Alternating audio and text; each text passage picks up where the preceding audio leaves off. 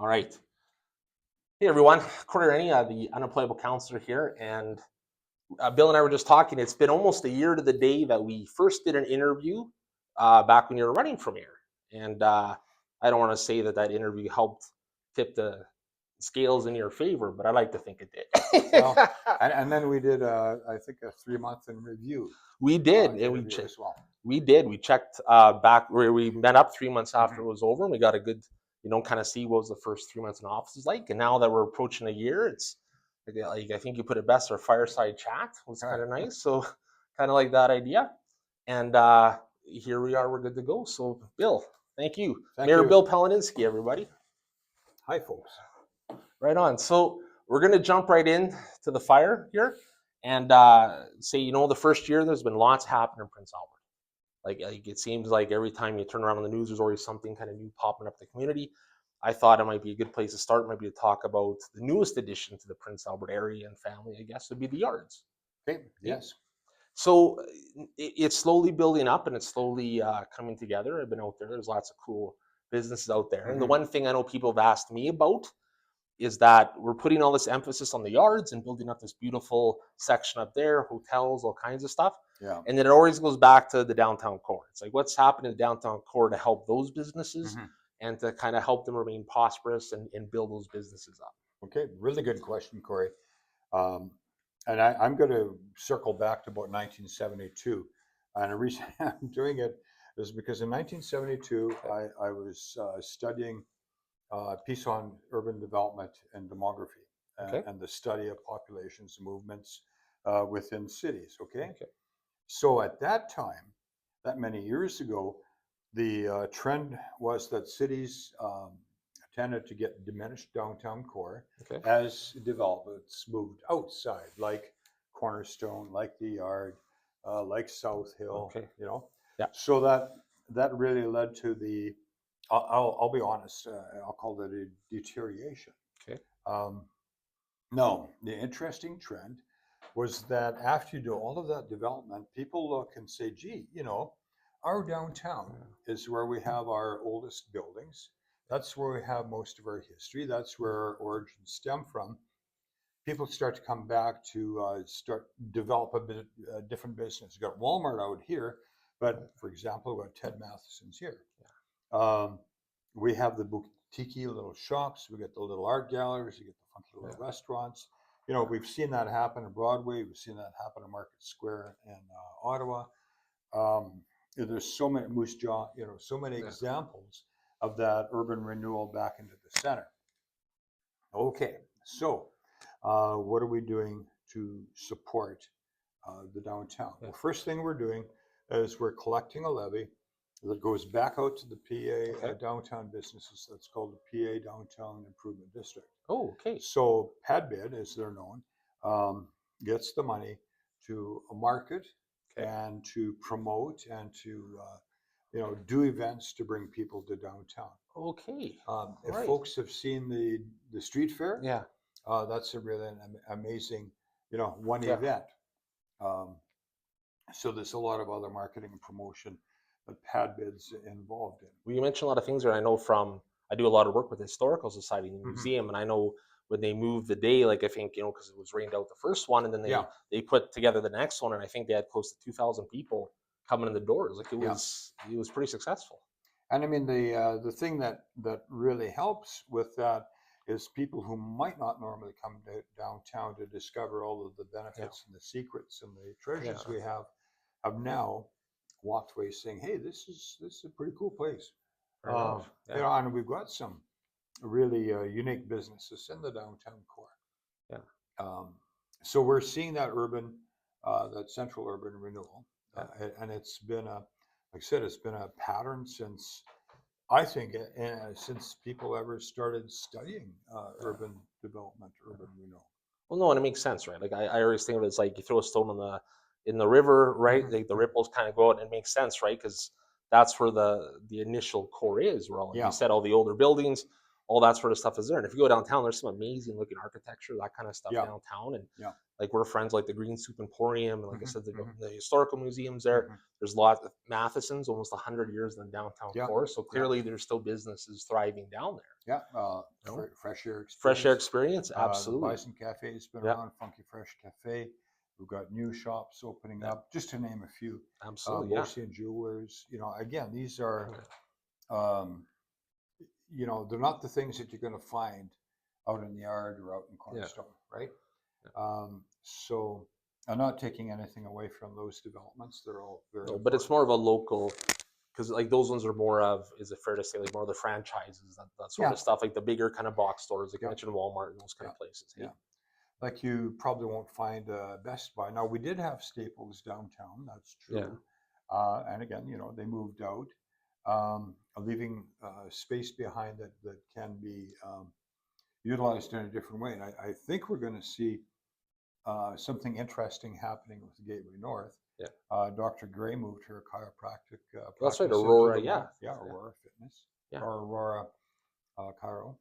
And there's an opportunity there. And I've seen the tendency in the States, and I'm a big proponent of saying retail shopping in a mall is not the popular thing anymore. No. It's, the cornerstone kind of development, the yard kind of development. So what is the potential for developing a medical services mall, as an example? Start to look at, fitness, drug, dentistry, optometrist, chiro, physio, orthodontic, dentists. That would be a really cool one-stop shop, addictions counseling, mental health counseling, all of these services. And I'm not saying that's where we're going to go, but I think that really what I'm angling towards is we have untapped potential. Yeah, there's opportunities. Oh, exactly. Yeah. And it makes sense, because I remember growing up that, like, I come from a time when the malls were kind of the thing, and over time it's like they kind of came out of the malls, and then you had more of the box store varieties, like you see in Cornerstone, that kind of stuff. And you go to Saskatoon, it's the same. It's the same wherever you go. So it's you mentioned that it's not just specific to PA. That I think that's just the changing of the times, and just the movement of how things go, right? And what's interesting over the years, what I've noticed is in Western Canada, we tend to not value our old buildings as much as say they do in Eastern Canada.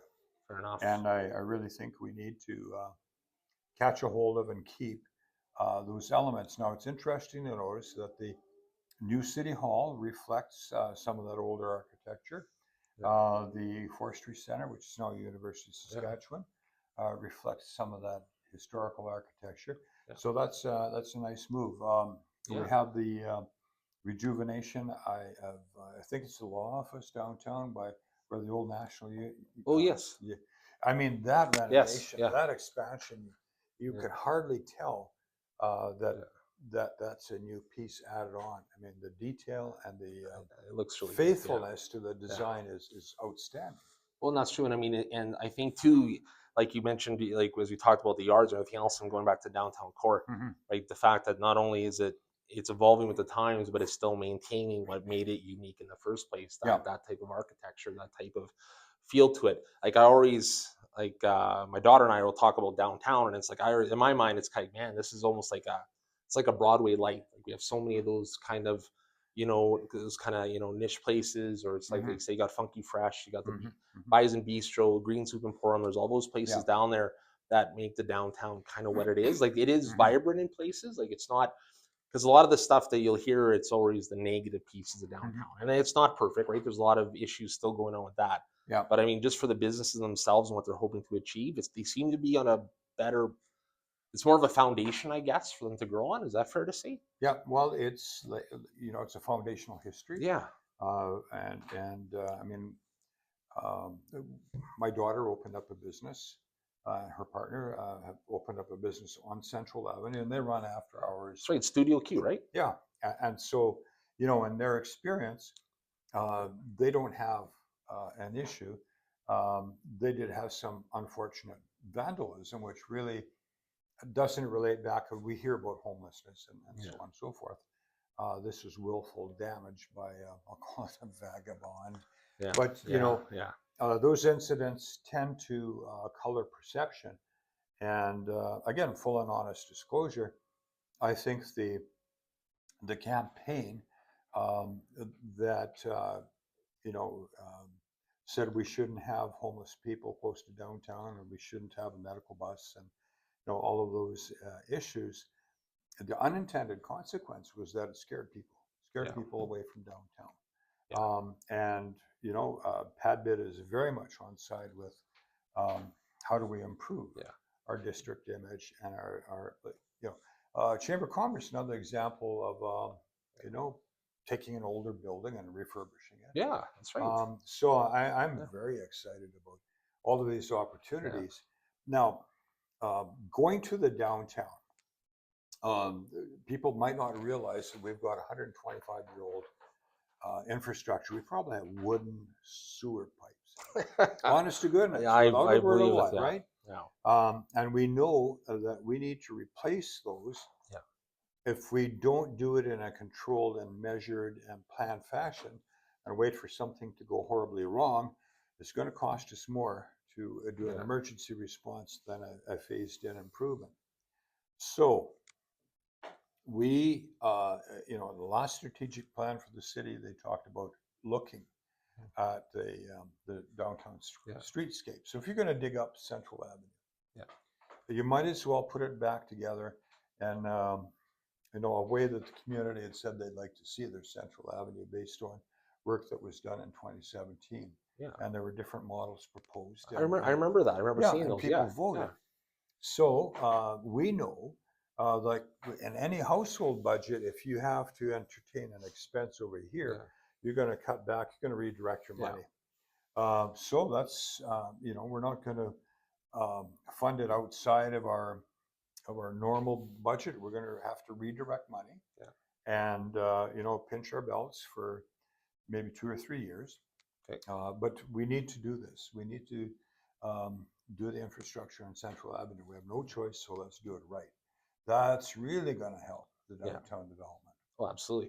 You raise a point, because I don't think I've lived here all my life. I don't remember there ever being like a mass project like that done on Central, where they went, like if there was like you said, if there was an emergency, then they would kind of work on that stuff. Yeah. But it makes sense. And then I remember those plans in 2017 where they had everybody could vote on what they wanted to see is what about this layout for downtown Prince Albert and stuff. And that's one thing that I think a lot of people don't think about, is the fact that it's like 125-year-old infrastructure. Like you said, wooden pipes. I have no doubt. There's some old, there's some old waterworks down there, right? And I think we should put some of those pieces on display.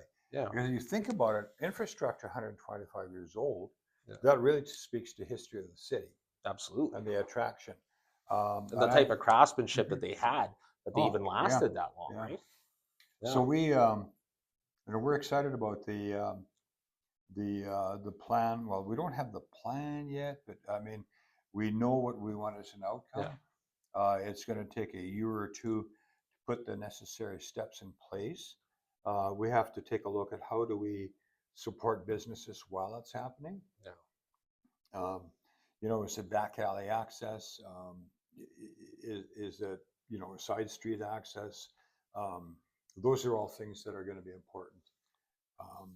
Fair enough, because I remember when they did Second Avenue, maybe 5 years ago. It might have been somewhere in that thing. I remember, right? Like, that was the one thing with the businesses, right? Because if that's their main avenue to come in for business, how do you support them during those what turns out to be lean times, right? Because they don't have that access there. Yeah. So I mean, you raise a good point there, especially in terms of like just like the downtown core itself and the improvement piece. Because I want to go back to something you said earlier, where there's a lot of fear around it, where it's like there's a few instances, and some of them are pretty bad, but it's not the overall view of how it looks. It's like, it's like a bad apple ruins the batch kind of mentality to it, right?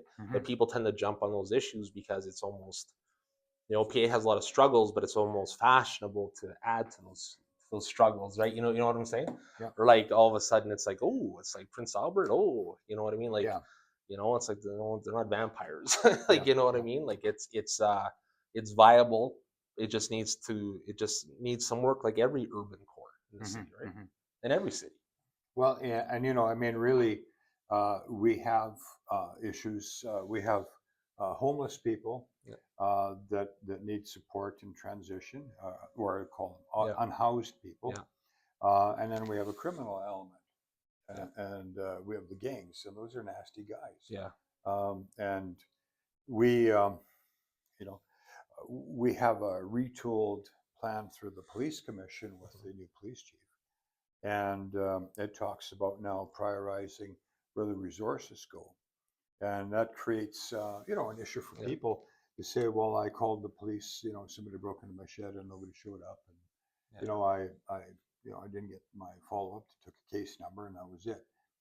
And that's probably as a result of now people are really focused on the guns and the gangs Yeah. and the dope coming off the street. Yeah. If you watch the media, you'll see there's an incredible amount Yeah. of guns and dopes and weapons coming off the street. Well, it's true. There's been a lot of seizures and there's Mhm. been a lot of like the police. Like, and it's like, again, it's almost fashionable to say, "Oh, they never come," but it's like Mhm. if someone breaks into your shed and you got someone selling like 10 pounds of meth, Mhm. right? Like the meth is going to take the priority over that. Yeah. It's not like an easy thing for people to Yeah. understand. Sometimes Yeah. it's like, "Hey, my lawnmower's gone." Well, that Yeah. we're concerned about that too, but there's also the impact on the community they got to look at too, right? Yes, exactly. And so we've put resources, like the city council, their part in this whole process is to fund the police commission, who in Yeah. turn directs the police. Now there is a line straight across to the commission. Myself and two councillors sit on the Okay. commission, but we're a minority. But we're there to lend input and to bring stuff back to council.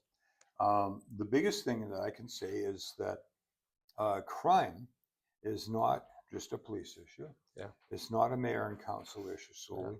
It's a community issue.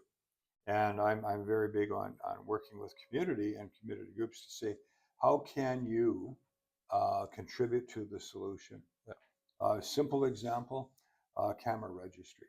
Okay. You register your security camera. It's very easy to do online Okay. with the police service.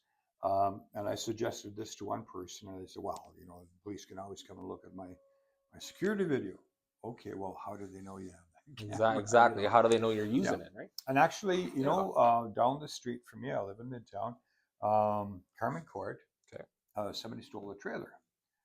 So the maintenance manager said, can you check your camera video? Yeah. Sure. So, he knew that we had cameras. So wouldn't it be great if through the city, everybody who has got a camera signed up, and now you've got almost like a continual view of every street, every Yeah. alley, every yard. That's really going to go a long way to preventing crime and Yeah. or apprehending people. Like a literal optic network when there's a crime happening to do that. The other really easy thing is for people to use our local Crime Stoppers. Yeah. A lot of people don't know that we have a Crime Stoppers unit. It's And not service. 922 tips, right? I Yes. think is what it is. 922 tips. And I've heard people say, well, I'm afraid of retaliation at a drug house across the street. It's confidential. Yeah. So it could be somebody driving by that makes the report. It could be a neighbor. It could be somebody from 5 blocks away. It could be somebody within the gang. Yeah. Right? Yeah. So the people that are running the drug house aren't going to know where it came from, but the tips are really going to help police. Well, that's the do thing, their right? thing, And you're right. And I mean, like, and if a lot of times that the police don't know that something's happening, and a lot of people, well, this is common knowledge. Well, it's not common. It might be common knowledge for the people in that area because they know about it. But if nobody, like an anonymous line, if no one says, hey, there's a guy selling meth across the street, or wherever the case may be, then the police will know about it, and then they'll investigate. Yeah. Well, Neighborhood Watch is another very important service, and our communications manager said in a discussion I had with her, the simplest thing is get to know your neighbors. Yeah. And have a network, so if something's happening, they know you, they have your phone number, they know how to contact you, and that worked for me when I was just a few houses down. Neighbor said, hey, there's somebody got the doors open under your deck and is crawling under the deck. Okay, let's check it out. Very simple things that the community can do to protect their own interests and to help the police. Yeah. And I'll give kudos to the police force. 2024, 19% reduction in Yeah. serious Wow. crimes. Wow. Now that means that some of the lesser crimes maybe didn't get resolved. Most little thefts are solved by accident. Yeah. And I've had that personal experience. So we really need to practice it. If you see it, say it. Yeah. Those activities are logged into a database that helps police look at patterns and trends and tendencies. Yeah. So if they have a particularly high area where break-ins are very common, they can deploy more resources in a way to help They have an combat idea it. of, hey, there's something potentially going on in this area. Yeah. So, and really right now, when I campaign homelessness and crime, Yeah. we're neck and neck. Now people I talk to are saying, what are you doing about crime? Well, we all need to do something together. Well, that's what it sounds like, because just hearing you talk, and you're right, because I remember 10 years ago having a house on West Hill, and someone broke into my garage, and then nothing was taken. It was, just a little bit of damage. And talking to him, and it's like, I remember talking to my friends, like, well, it's not like the CSI is going to come up and do that, because it's not, you know what I mean? That's not like, oh, we got to, there's a serial garage door opener guy, right? Like, and I mean, we have to look at it through that lens too. Like, everyone thinks if something happens, it's always the worst thing in the world that happens. I can't believe this happened to me. It's the worst thing ever. But there's other things happening to other people, like you said, like, with the drugs and all that kind of stuff, with the gang activity. Their focus is elsewhere because it needs to be elsewhere. It's not that it doesn't matter, or that, they're not looking at your safety. It's just, it's a community. And that kind of, I think, says the theme of everything you said here, right? Because if the community, talk about neighborhood watch, talk about the camera network, like those sorts of things that we can do as citizens to kind of assist them and it'll help lower that crime rate, because there's more eyes out there seeing it, right? Yeah. And full disclosure, the big issue that is problematic is the catch and release with our legal system. Yeah. We're not able to put the folks away long enough that are really contributing to big problems. And what can the city do about that? Well, that's outside of our scope and our authority. However, we are lobbying very hard with the Minister of Justice and Policing Public Safety. We're lobbying very hard with the Minister of External Relations.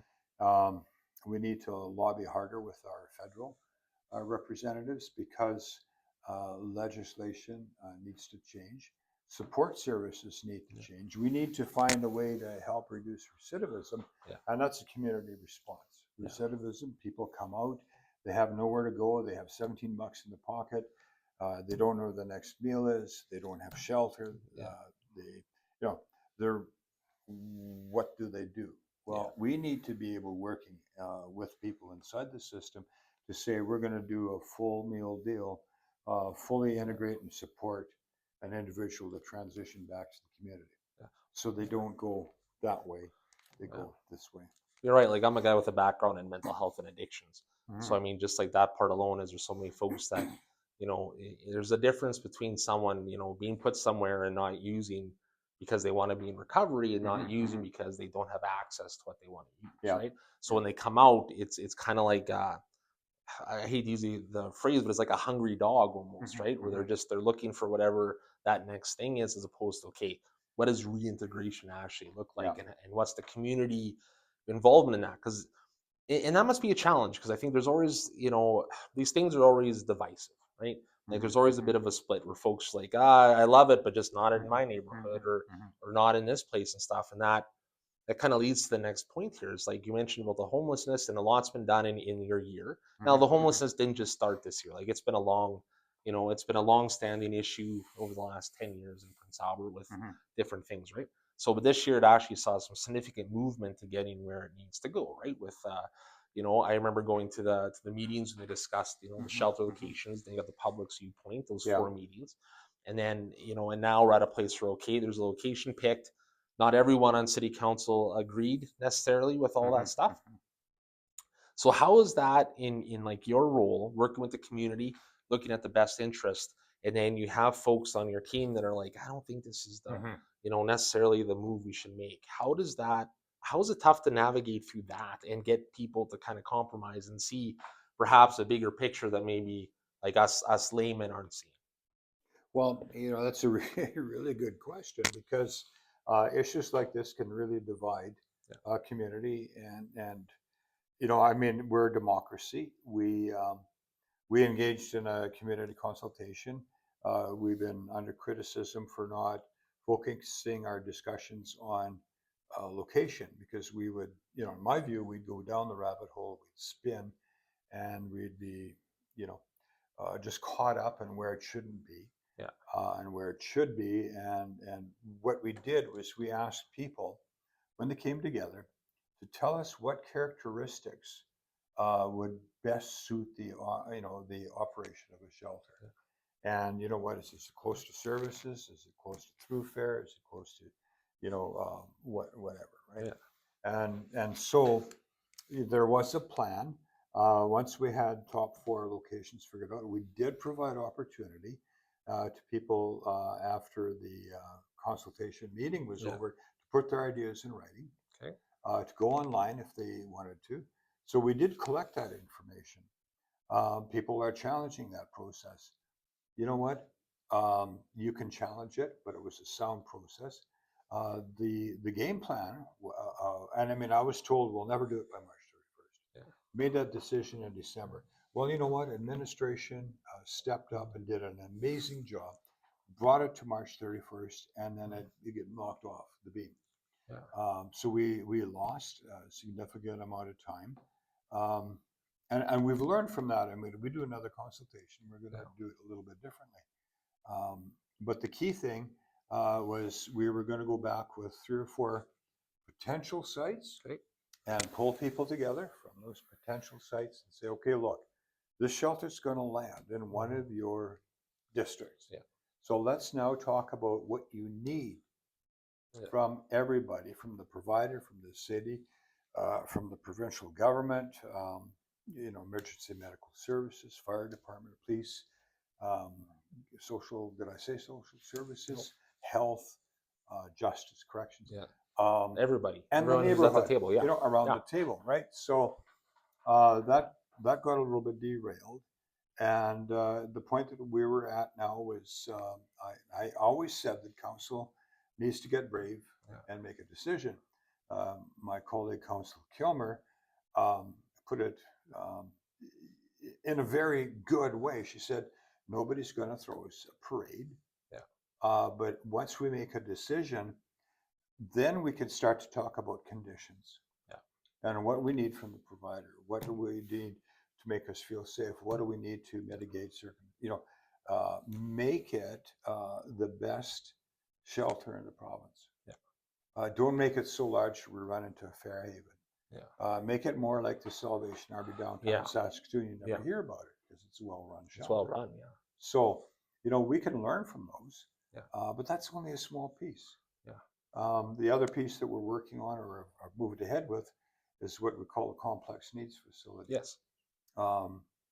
People they're misinformed, and there's just so much information out there that's wrong, but it's a way to pull people off the street who are a danger to themselves, danger to somebody else, and they're put into a secure facility where on release within 24 hours they're directed to service provider.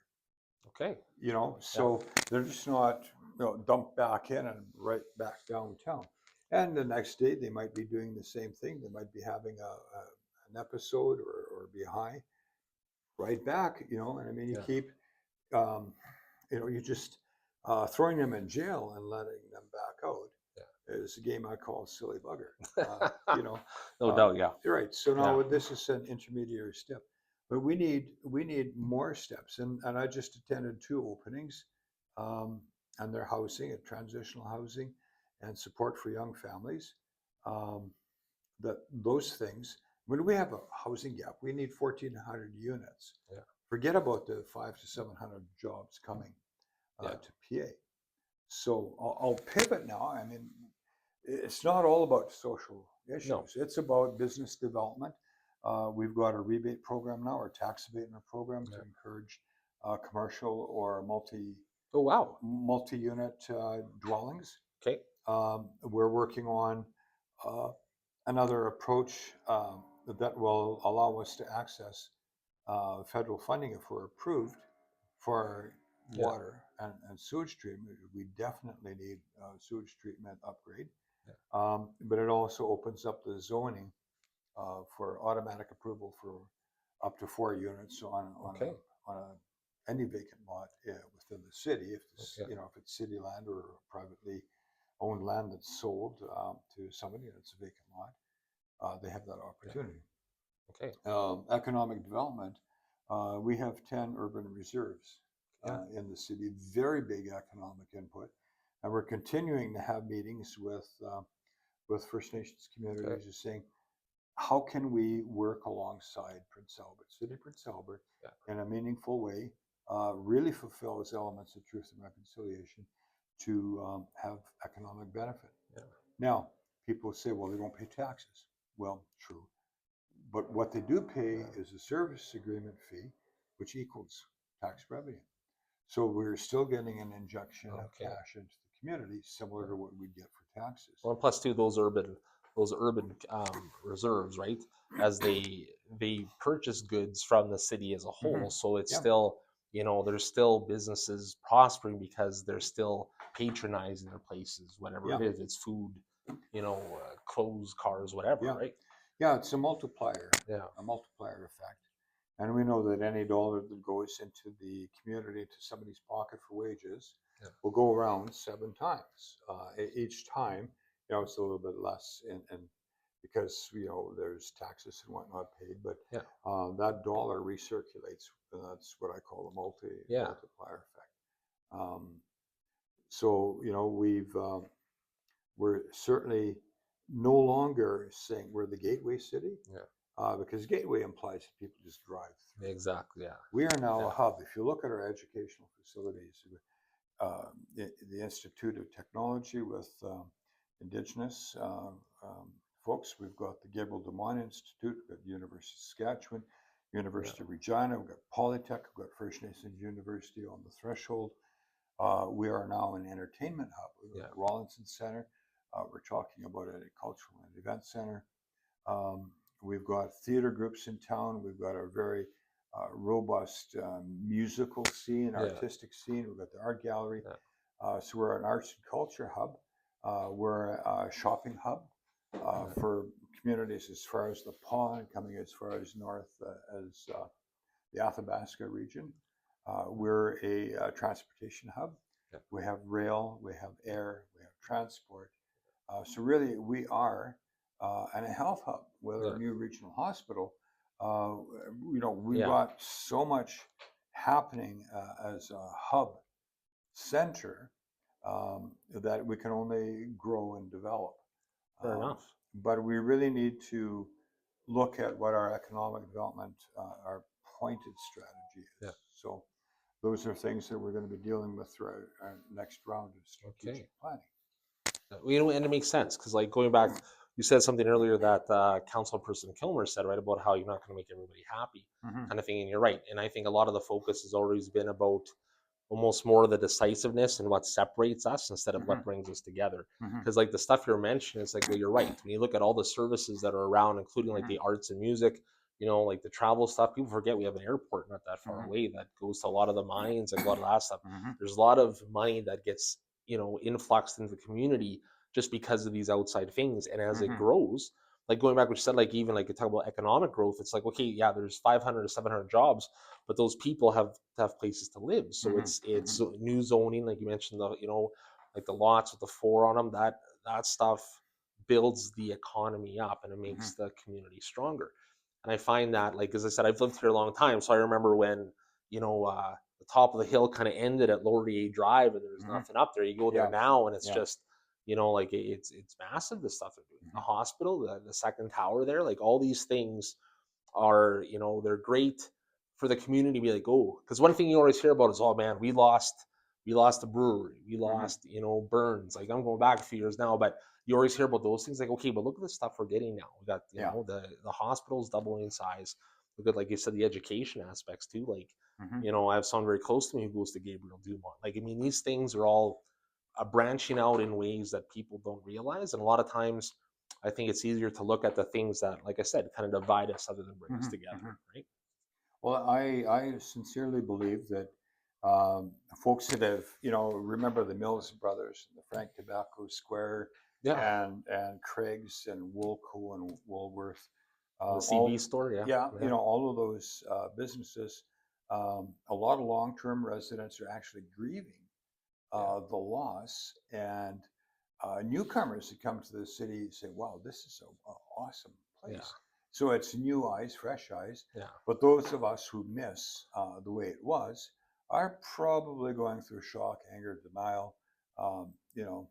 The equivalent of a depression, so to Exactly. The speak. stages of grief, right? Yeah. Yeah, So it's a loss yeah, cycle, and that's understandable and that's yeah. fair. But that isn't what defines our new Yeah. reality. Um, Well, you raise a good point there because a lot of times, like I know too, like I was talking to friends of mine, like, oh man, I used to love getting fries and gravy at Kresge's. That place, yeah. that place is awesome, and Zellers and all that Yeah. kind of stuff. And it's like, those places ended everywhere. It's Yeah. not just that it's, oh no, PA doesn't get, you know, Eatons Hmm. anymore. It's Hmm. like, well, there's no Eatons, period. Like, as things Hudson Bay. change. Yeah. Hmm. Exactly, Yeah. right? Yeah, that's the prime example. Like Yeah. that was, like people seem, in my mind anyway, I look at it, it's like, okay, like this is change. As we get older, we're gonna see more and more of that stuff. But Hmm. then you also got to look at the stuff that's being brought into, not to necessarily replace those old things, because Yeah. those memories they're good memories to have, but Yeah. as things move on, and like you said, you have new people coming in, younger people growing up. Like Hmm. when I Hmm. mentioned Kresge's to my daughter, she's like, what are you talking about? You know what I mean? That kind of stuff, right? Yeah. And it's, and it's like that's the way things go. I always kind of viewed it almost like sometimes with families, right? Like it's like a big glacier floating across, like chunks break off and it kind Hmm. of Hmm. separates. It's like that with city cores too, because you know, uh, things change, like, Hmm. and we have to be able to adapt with that and be like, okay, this is coming in now. It's not what it was before, but you have to look at the benefits of what you have now because there's a lot more benefits now. I wouldn't give up the mobile phone for the rotary phone with the cord on it. You know what I mean? You Well, know, life might be simpler as it was, but I true. mean, you're right, the technological advancements, and I think that's where we need to pivot and shift. We've been traditionally, I'll use the term hewers of wood and drawers of water. Okay. We've been in a very rich natural resource province, but we're seeing where technology can lead Yeah. communities. And I take a look at Saskatoon as they've got the Research Council, they've got the synchrotron, Yeah. they've got some, they were the home in Nortel. Yeah. And we actually have, a big secret is we have a software testing facility in town that Really? does business from all over Canada. And they're hiring local, Wow. but they're one of the Pretty better cool. kept secrets. Yeah. So, how can we pivot? And how do we start to expand our vision? Yeah. How do we look at the second service line of the mining Yeah. companies? We're not going to get a Cameco, I've been told. Okay. Cameco headquarters in PA. Would Fair we enough. get it? Would we get a small operation unit for Yeah. that? Maybe. But is there an industry that supports and supplies and Yeah. maybe manufactures? Yeah. And I think a Porcupine Plain Opportunities program, sheltered workshop, built core boxes for the mining Yeah. industry. So a very key example of Yeah. how people can line up. Yeah. And it's like looking for work. We're looking for business opportunities. So let's, Yeah. let's make our selection, and let's really go after, make it pointed. I'll call it a spearhead Yeah. initiative into the economic world. And again, full and frank disclosure, we had a brutal tax year. We had an increase of base tax and a 5.4% mill rate Yeah. increase. And there's lots of reasons why we ended up that far, I'm going to say, behind on taxation income. And then we had a reevaluation year. So we know that those kind of changes and um, um, costs are not Yeah. sustainable. Fair So enough. we can't continue to hit taxpayers to fund our operations, we need to increase the tax base. We need, housing coming in, that'll increase tax revenue. Businesses, we need to develop our commercial footprint. We need to make it bigger. And I've discovered in my first year that when you work with government, there's accountabilities, there's processes, there's legislation, there's partnerships, there's limitations on funding. Things don't go as quickly as they do in private industry. It's like the wheels move, but they don't move necessarily very fast, right? Yeah, and we're faced with some pretty significant financial challenges. No two ways about it. We're just about double the city debt. The income from the taxation on the yard isn't what was expected. So in an effect on that means that money that would have gone into operations is supporting the yard development, and therefore your shortfall immediately is a tax increase. We're paying $2 million in interest service costs alone. Forget about what principal does to your cash flow. Plus too, like it's not even like there's that, but then you look at the way the state of the world now too, like everything is so uncertain with like the relationship between Canada and the States, and and the cost of things like that, even materials alone. Like it's bad enough for the individual citizen who's buying that kind of stuff, but then you look at, I want to build a new building, and all of a sudden it's like 50% more to buy wood than it was a year ago. Right, like that impacts that bottom line as well. Right. And we just did a lobby. PA was one of the cities that was chosen to go to Ottawa with the provincial government, and I'm so thankful for that opportunity, and have come to realize and appreciate how hard some of our politicians are knocking themselves out. We had a lot of after-hours meetings with federal politicians, and what we're promoting is the plan for infrastructure funding. For the province at a high level, but you bring that money home, and that creates employment. It helps our struggling industries because we're using steel and lumber, and we're creating employment, and we're really making the economy go round and round. And it's offsetting the effect of tariffs. It's more of a Canadian-made elbows up kind of stuff approach. Fair enough. So those international things really come back and affect us at home. It does, and people, like, I think for like the layman or like the guy like me sitting on watch TV, you only think about you think about things that impact you directly, but that if you're trying to build things up, and like you said, like I'm hearing a lot of what you say, it's a community initiative. There's a lot of community that's got to bring it together in order for it to get better. And I was always raised the idea of, okay, it's like it might hurt you today, but it's going to benefit you tomorrow, and sometimes you have to kind of take that hit a little bit to kind of get where you need to go, right? And a lot of times this kind of uncertainty or this kind of even, I don't want to say animosity from people, but even just perhaps it's just a matter of understanding the whole scope of what exactly it is we're looking at here. Because it can be easy to do little things here and there, but that might not impact the overall stuff what you want to see. And like, so what I'm hearing is like, you have all these places you want to build this out. There's more tax revenue that comes into the city. There's more people there. There's more housing. So that money is going to get influxed into the city, and that benefits everybody as a whole. Right. And forget about the second bridge. It's amazing how many times I get that question, and I'll scratch it off my list. Someday it's going to happen. I don't think in my political term it's going to happen, but these kind of things are much longer term, and quite often involves pretty significant partnerships, as with most of the things that make our economy go round. And services and supports, a lot of it's provincially and federally funded and municipally funded. And I was going to circle back to a comment that you made that kind of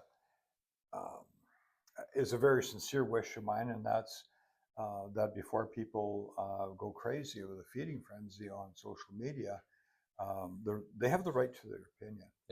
But we also have a responsibility to fact check.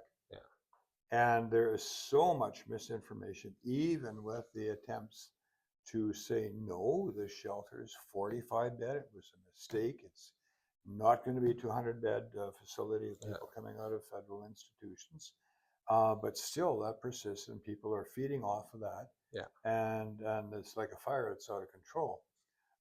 So much misinformation, even in spite of the references on our website, references on social media, our media releases. I think people, some people, like to do the sensationalization and the, what do I call it, catastrophizing. Yeah, no, it sounds good. Yeah, I'm not going to try to pronounce it, but no, I hear you. Catastrophe. I hear it. Yeah. Well, they And awfulize every awfulize it, situation, right? yeah. Where all of a sudden it's like, hey, Yeah, so it draws a lot of attention, but it's negative attention, negative energy, and it does nothing to promote a balanced and healthy perspective. It's destructive, it's divisive, and again, if I could change one thing, it would be to encourage people to get evidence-based, factual information before you go on your rant or your warrior campaign on social media. Well, it's true, and you raise a good point, because I like going back to the shelter for a minute when they had those meetings. Like, there's such, in my circles, there was like almost like 2 to 3 camps where it's like it got divided. Where all of a sudden it's like, nope, it should be doing something right now. It has to be right now. And I'm always in the frame of mind. It's like the more you know about something, better to prepare it. You have a new administration coming in. You had some counselors. You know, you need to know what the playing field looks like before you can just go out and so you don't step in holes, right? Like, you need to know how to build that up. And I look at it where it's like, and the fact that you said it looked like it was going to be such a long time, but you guys made that target by March 31st.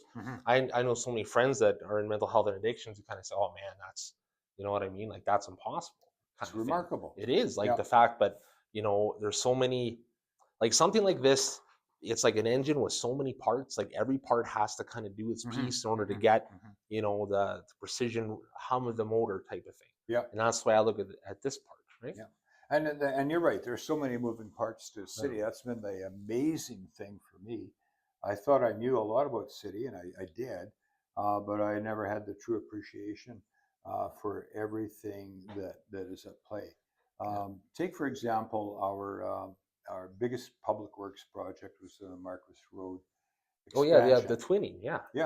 Well, people are saying, well, you didn't have to do that, and that was wasting money, and you know, it's premature. And look at the medians, and why do we have these traffic control structures, and why do we have you know, a median and directional structure at 22nd and First Avenue? Yeah, West. right by Pacey and Kinsman Park. Yeah. And what people don't realize is these things are built to standards. They're there because it's a high impact intersection where we have a very high number of unnecessary accidents. So by putting these control structures in place, that directs traffic in a safe way. And you know, people are not looking at you know, what's the outcome, what's the benefit. You know, they're saying, well, the medians are so wide on Marquis, but again, they're built to a standard. Go through the new areas in Saskatoon, Edmonton, Calgary, Vancouver, you'll see the same development. And it's done, it's engineered, and it's not a waste of money if it saves lives. Well, exactly, right? It's a safety aspect. I know, because as you're talking, I'm thinking, I popped in my head, like that intersection on by Pacey and Kinsman, that was a brutal intersection. Like, you know, like I avoided that one because it's like, if you're going at 4 o'clock, man, it was rough. And I thought too, it's like, especially if you want to bring economic development, you have areas like the Yard. It makes sense to twin that because, you know, shipments have to come in. You got things going through. Like, it was needed because what you're building needs that extra access points. And why wait till it gets too difficult? Exactly. At least here, we were able to accommodate it a lot easier. But I mean, it is looking at anticipated demand. It's looking at the current demand for things like the new aquatic and twin pad rink development. Well, and that's a busy, like that stretch of road is a busy stretch of road. Like, I remember I've driven it for years. I remember my dad saying they should have just twinned this damn thing, you know, when they build it, kind of thing, right? And I mean, to me, it makes sense. Like, if you're looking to, you got to have access points to build things up, and that's one of them. Yeah, I mean, one of the main ones. and we had bottlenecks. Yeah. You know, you'd be doing cruising down at 60K, and all of a sudden there's no second lane, and you're behind somebody who's doing 20. Yeah, no, exactly. Someone's always Traffic trying to backed beat the up the curve and Canadian stuff. Yeah, Tire. Yeah. Oh yeah. man. So That's yeah. That and makes you're right. sense. It Yeah, creates dangerous driving yeah, opportunities yeah, because people get impatient and they'll do silly stuff. yeah. So again, we don't make decisions willy nilly. You know, sometimes we look back, and I can't say this for long term, but I mean, I know that we make a decision, and we go back and say, okay, we did a community consultation. What can we do better Yeah. next time? Yeah. Now, the problem with consultations, so people say, well, you didn't do it the way I wanted, so you weren't fair, open, and transparent. You didn't like my idea, Bill. Yeah, so you're bad. Right. Yeah. People have the opportunity for the voice to be heard, their input and opinions to be considered. At the end of the day, council collectively, for democracy, makes the best decision they can of what they have. Yeah. And that's the part that gets lost, because a lot of people are just, if you have an opinion, it's your opinion. And a lot of times there's blinders on about that opinion. And you can't look at what other people are saying, because like you said, we're still a democracy here. So I mean, we have to be able to pick the best path forward. It might not be your idea, but there might be parts of your idea that might fit into what we're doing here, that type of thing, right? Yeah, and that's where, you know, this current council really wants to be able to engage and to collaborate. And you can't collaborate and engage on everything, but we'll do what we can. Yeah. And the best that we can with what we have. It's a process that takes a lot of time. Yeah. A lot of effort, but it's worth it. Well, absolutely. And you know, I tell you, I think, as I said, I've lived here almost 50 years, despite looking like I'm 25. I know. 25 times 2. Yeah. You know. But I find, like, even like running into city councilmen, like I ran into one at the historical museum, run into them, like they're always more than, like, they're engaged. It's like, hey, did you see what, you know, did you see city council meeting? We were looking at this. Yeah. Like, I mean, I don't remember that aspect, and I like that part, because I mean, like, okay, so they're not only, it's not a matter of people think, politicians are sitting, you know, in an ivory tower making these decisions. They're acting like it's a grassroots campaign, a lot of this stuff. Yeah. You know, and I mean, that's huge, I think, for the city, because it shows that people are listening to what's going on there. Yeah. Well, you know, good point. I mean, I know one counselor who has a fellow living in the ward with has a disability, has a hard time getting out to the vehicle, and there's no way that we could get city equipment out there to clear around the vehicle. Okay. Yeah. So this counselor took a snow shovel out there and went and, you know, Like, that's above the thing. Another counselor, very active in the community, works very, very hard to look to fundraise and do community support to keep the community hall going and to raise money. You know, again, Councillor Kilmer, I'll pick on her because she won the Woman of the Year award. Oh, really? I think that was the award that she got. But again, Very you cool. know, a driving force in our community. And I could go on and on and on about, you know, every counselor's contribution. And really, everybody's working to their view what's the best interest of the city. We don't always agree on everything, but I do know that at the end of the day, our process and our debates and our efforts are going to result in forward motion. Absolutely. And I mean, and you know, you shouldn't agree on everything all the time, right? Like, it's those discussions where kind of meaningful change can come out of it, because everyone has a different perspective on how things should be done. But it's the fact to be able to put aside personal differences or whatever viewpoints to look at, okay, what's the best for the collective. And I think a lot of times that's where I know people I talk to, and you know, I'm guilty of that too. Sometimes you get lost in the forest for the trees kind of thing, right? Where it's like, no, I think it should be this way. It's not necessarily like that. But man, Bill, we've covered a lot, and I got to ask you one thing. So it's almost a year, right, to the day. So what do you list as, like, if you had to pick one thing that you're most proud of during this first year, what would it be? And if there's one thing you'd like to improve or see better in the second year, well, it'd be nice if you'd share that too. Boy, Putting you on the spot there. I know. Well, I'm gonna circle back to um, items that I had on my campaign, and the one thing that I'm going to point to that doesn't get talked a lot about is the fact that we are supporting a cultural and ceremonial site out at Little Red, and people think, well, that's not as important as the money for the police force. That's not as important as the homeless shelter. It's not important as the complex needs. It's not important about revising your rebate program. But if you want to take a look at where we fundamentally start with helping folks, um, work through understanding truth and reconciliation, and gaining perspective on where they've come from and where they can go. Things like the cultural ceremonial ground is a big thing, and it's looked upon with envy by other municipalities and other jurisdictions. So to me, with a city that's over 50% Indigenous ancestry, I think that's too important a demographic to lie down and avoid. We really need to embrace. And what I've learned is the more I understand about the business culture and the Indigenous culture and the social agencies culture, the more I realize that it's not divisive, it brings us together. So that's something that I'm pretty pretty proud of it, and that's that engagement with stakeholders and strategic alliances in our urban reserve developments. It's good. It's listening to talk. I remember like my dad Bruce, when he was alive, he used to say it too. It's like you gotta, if you don't understand the other person and their background or where they're coming from, right? It just creates that divide. If you want to really bring unity, you got to start looking at those things and not being afraid to discuss them and embrace them and talk about them. Yeah. And I mean, we've all heard about truth and reconciliation. And what I've learned personally is that we need to reconcile within ourselves the truth versus what our biases and prejudices were, and our misconceptions and our misbeliefs.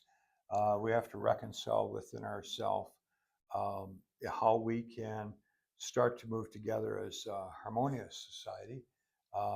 And we need to reconcile within ourselves what we can do, you know, as a person to another person. And, none of us are perfect. But I really think that if we start to do those internal reconciliations, the rest of it becomes very easy. Well, absolutely, right? It's like acknowledging the history, learning from it, and going forth with that knowledge to make things better. I think that's like the most important thing too, right? Yeah.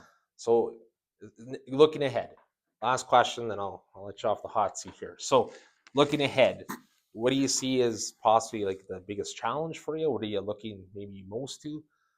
What do you see for year 2 of the Mayor Bill mayorship? Our biggest challenges right now are financial, open, honest, full disclosure.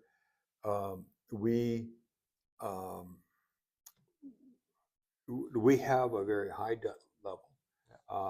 We shouldn't be borrowing any more money, but we do need one or two fire halls. We need a new police station. We needed a $200 to $250 million investment in our wastewater and sewage disposal. We have the Saskatchewan Health Authority knocking on our doorstep saying you have to find $30 million for furniture, equipment, fixtures. Wow. We have a strong need to look as to where we're going to find money if we can go ahead with a cultural event center and new hockey rink for the Raiders. I mean, all of this is an overwhelming push or draw on financial needs. So combined with that is, so what do we do to increase our tax footprint without driving people? We can't sustain the kind of tax increase we had in the last year. Not sustainable. So that's going to be the next. Again, it's all about the dirty issue of money.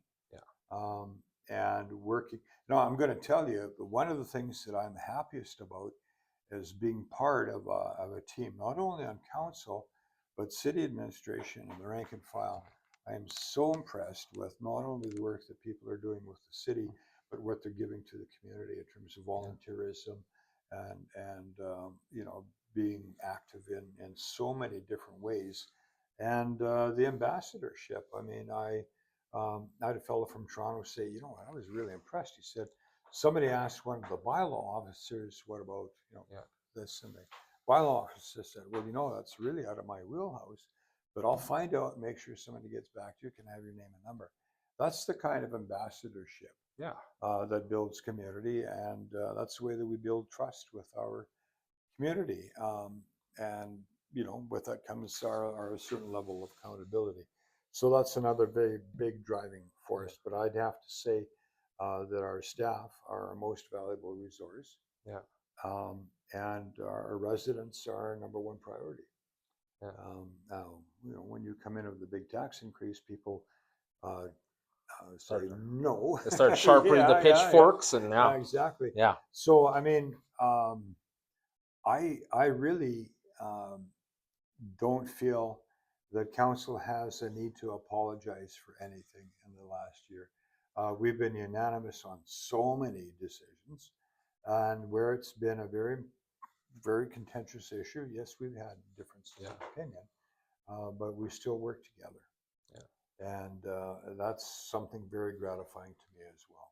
Well, that's something that we can even wrap it up on this here. I think I think you put it, this whole interview, Bill, like, thank you. But as you're talking, like, the emphasis has been on community, and not only community.